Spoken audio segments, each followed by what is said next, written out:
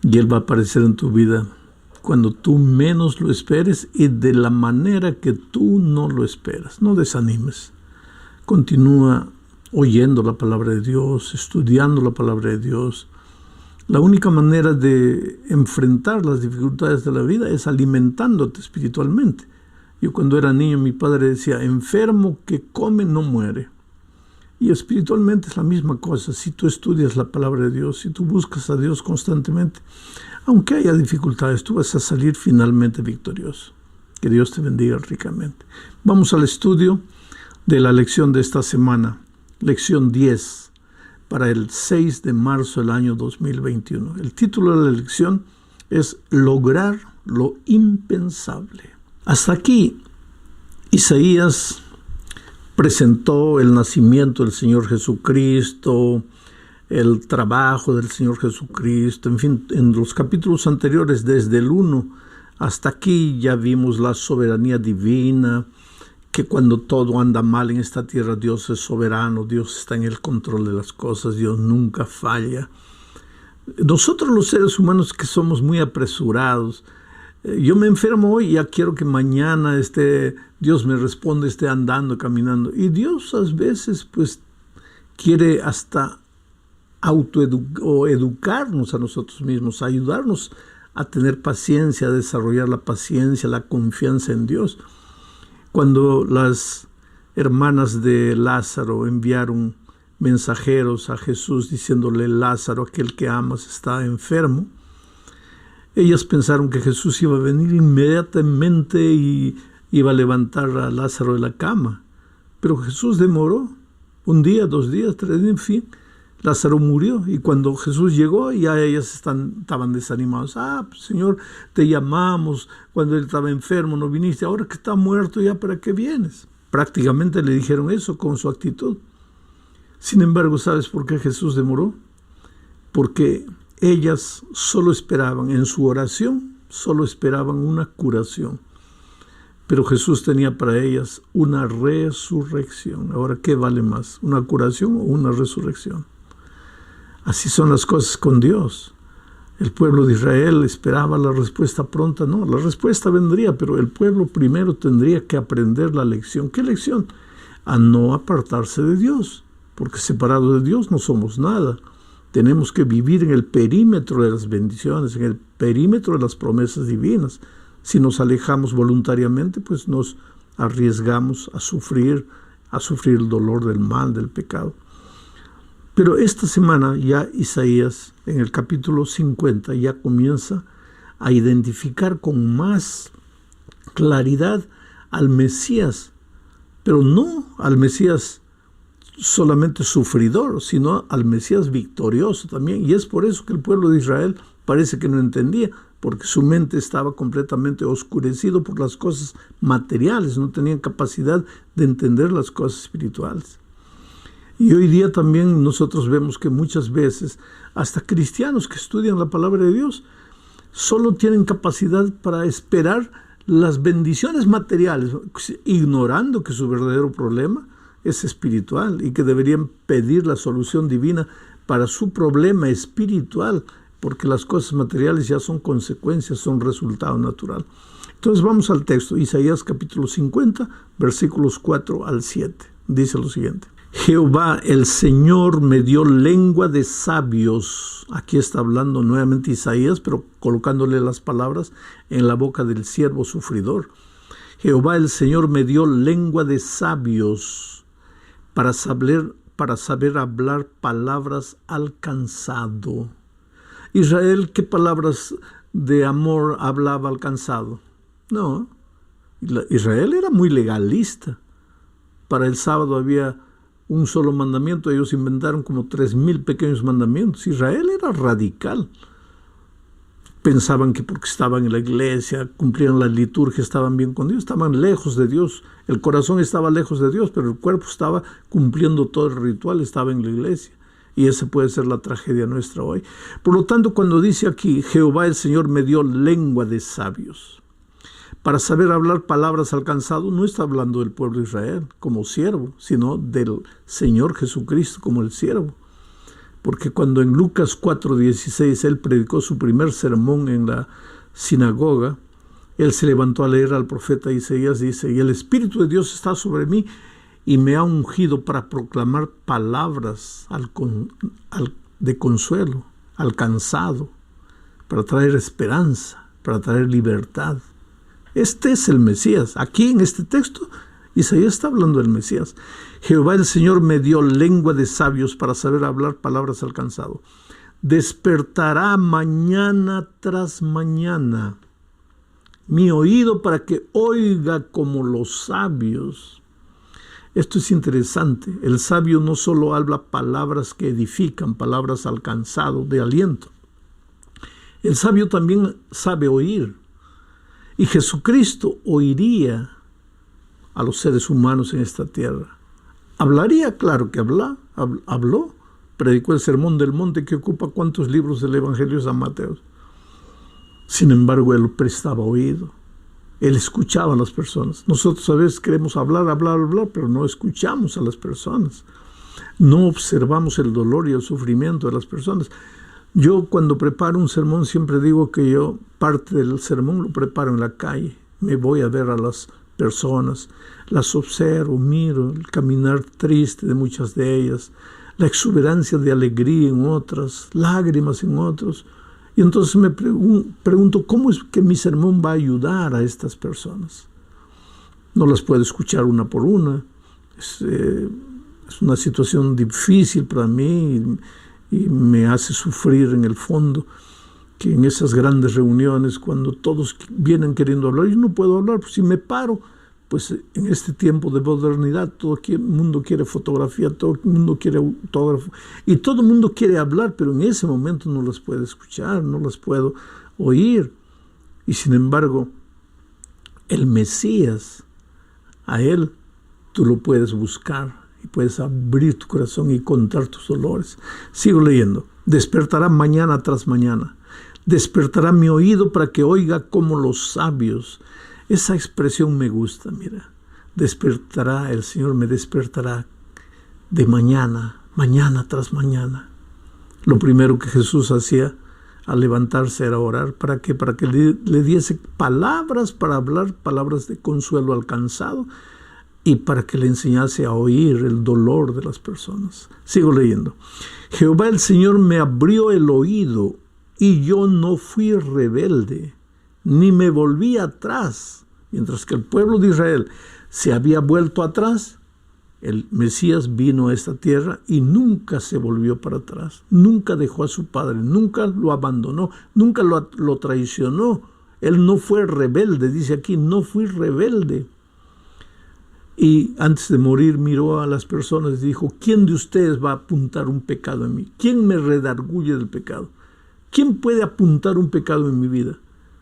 Porque él fue un siervo rebelde, porque ese siervo sería el propio Señor Jesucristo. Sigo leyendo. Di mi cuerpo a los heridores y mis mejillas a los que me mesaban la barba. No escondí mi rostro de injurias y disputos, porque Jehová el Señor me ayudará, por tanto no me avergoncé. Por eso puse mi rostro como un pedernal y sé que no seré avergonzado. En esta parte Isaías ya comienza a pintar el sufrimiento del siervo espiritual, del libertador espiritual. ¿Quién colocó su rostro para ser abofeteado? ¿Quién soportó insultos? ¿Quién fue herido?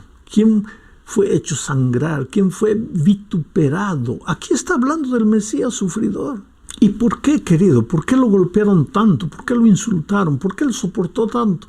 Un poco más adelante vamos a ver que él tenía razón para soportar el dolor y el sufrimiento, porque ese sufrimiento y ese dolor, quienes los merecíamos éramos nosotros. Fuimos nosotros que nos rebelamos, rebeldes, vivimos nuestra propia vida.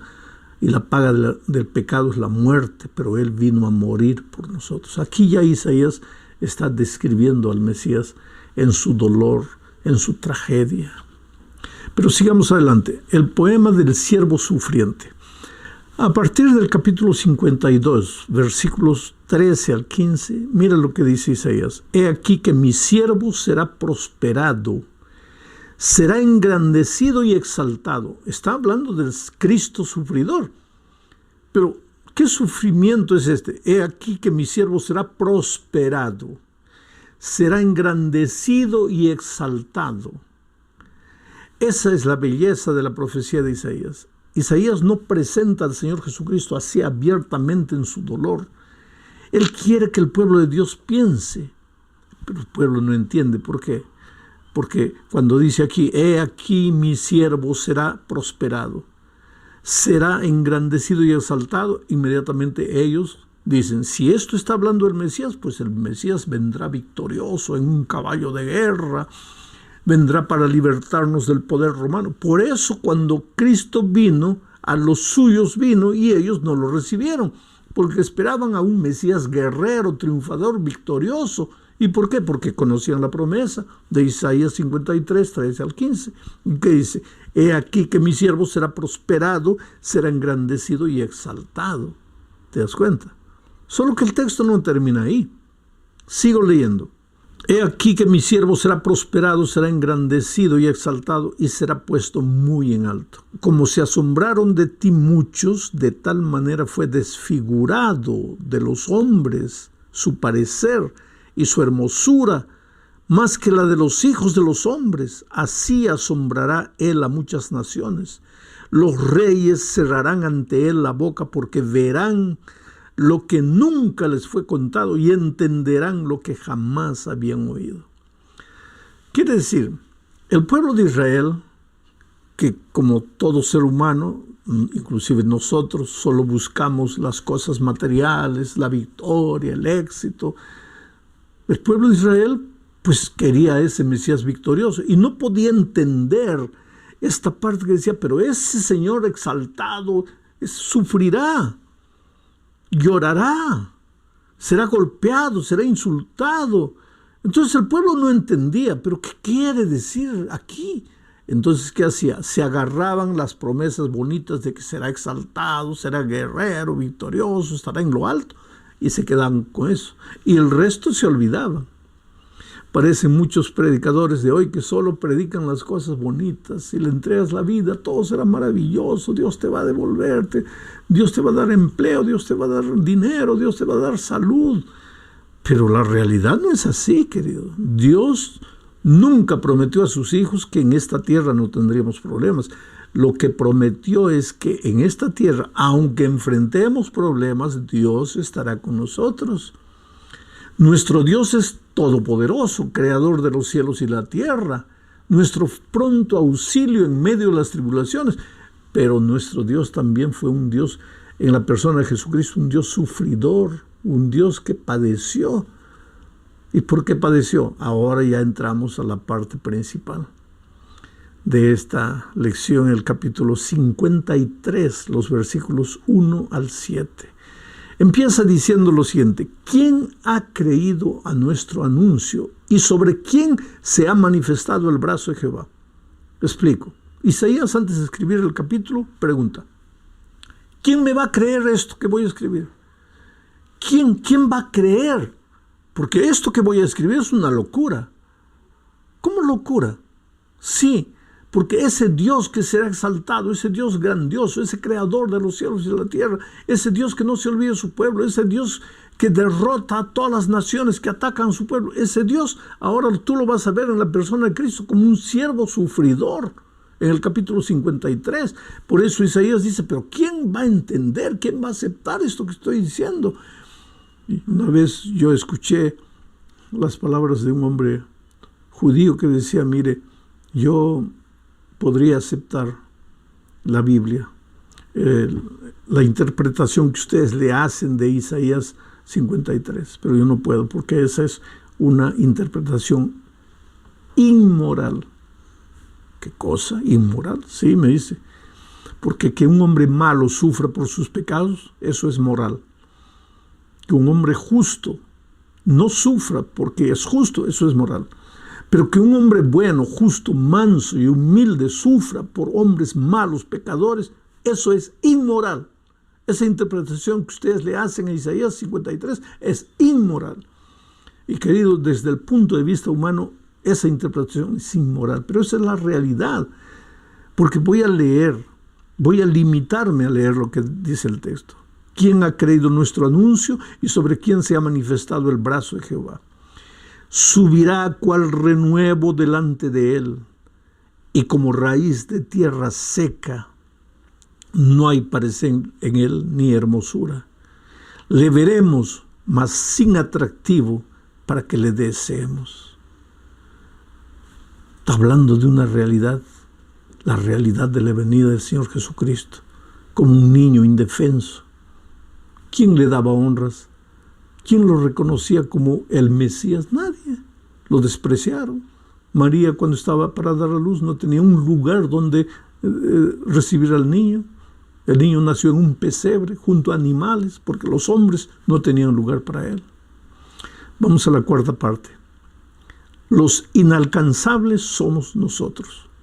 Isaías 53, del 3 al 7, dice así, hablando de Jesucristo: despreciado y desechado entre los hombres, varón de dolores, experimentado en quebranto, y como que escondimos de él el rostro, fue menospreciado y no lo estimamos.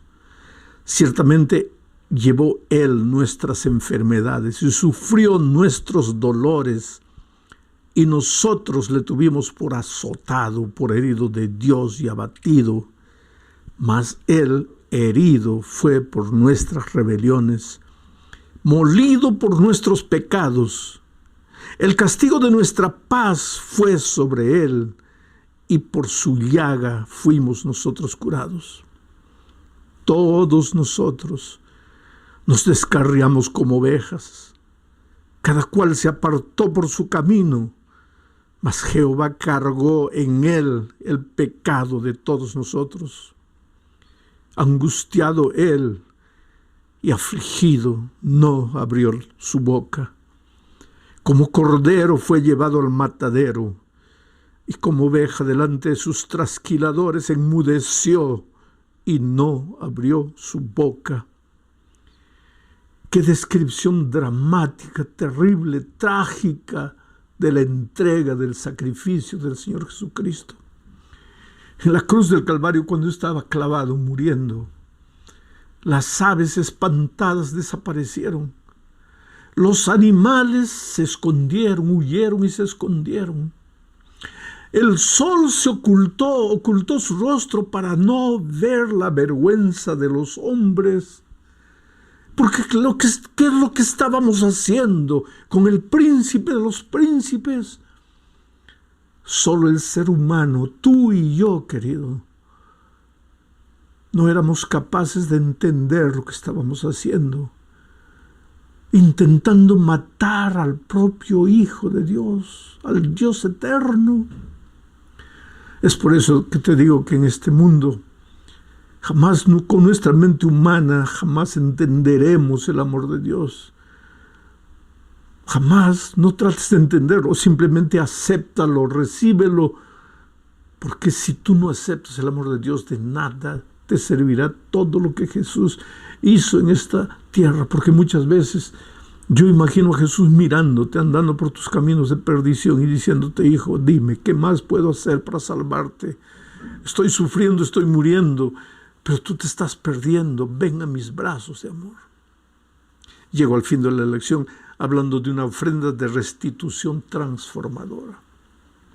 Isaías 53, 10 al 12 dice: con todo eso Jehová quiso quebrantarlo, sujetándole a padecimiento.